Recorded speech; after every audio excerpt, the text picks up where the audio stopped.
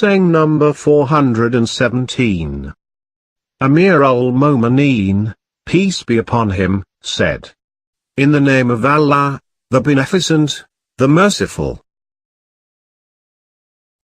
Someone said before Amir al-Momineen, peace be upon him, "I ask Allah's forgiveness." Then Amir al-Momineen, peace be upon him, said, "Your mother may lose you." Do you know what asking Allah's forgiveness is? Istighfar is meant for people of a high position. It is a word that stands on 6 supports. The first is to repent over the past, the second is to make a firm determination never to revert to it, the third is to discharge all the rights of people so that you may meet Allah quite clean with nothing to account for.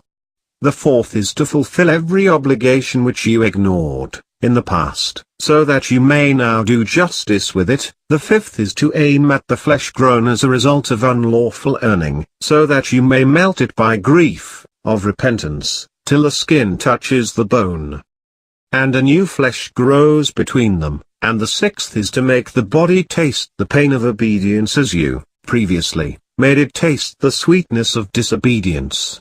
On such an occasion you may say Astaghfirullah,